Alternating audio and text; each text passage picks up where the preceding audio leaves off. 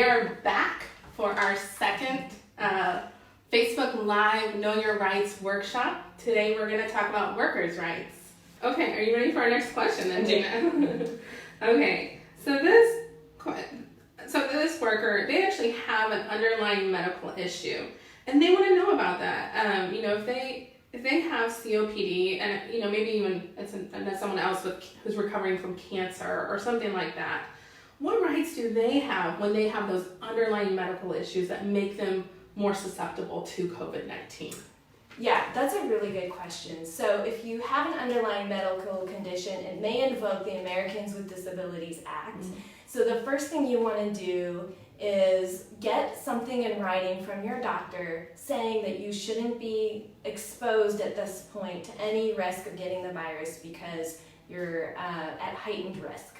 So first thing is get a letter from your doctor. Okay. Share that with your employer, and then depending on the circumstances, in many circumstances, an employer has a duty to provide reasonable accommodations. So that means allow you to work from home if that's possible, or maybe there's some other accommodation that would keep you safe or allow you to work in a side office, something to keep you safe from that virus. And again, it's going to be case by case, so feel free to call us 816-278-1344 if you have questions.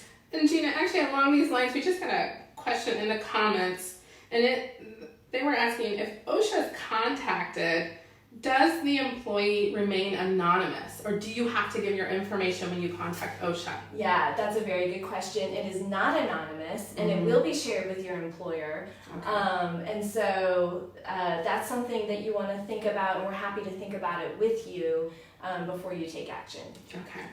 Okay. All right. The next worker, this question is, what if I work in a construction site and I have to use a porta potty and there's no way to wash my hands at that porta potty?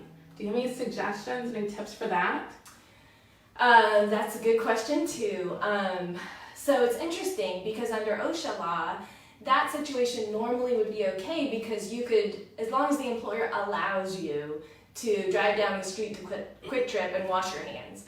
Or if there's some way that they've provided for you to wash your hands on site. Now, with so many businesses being closed, there may be a question of whether that's really even a possibility too. Mm-hmm. So your employer should be making it possible for sure for you to wash your hands. They should have hand sanitizer there in the field if you're out in the field. Or have some location that they know about where you can go and safely wash. Okay. So if you're trying to get that remedied and you want to think through how you might want to respond, again, feel free to call us at our hotline.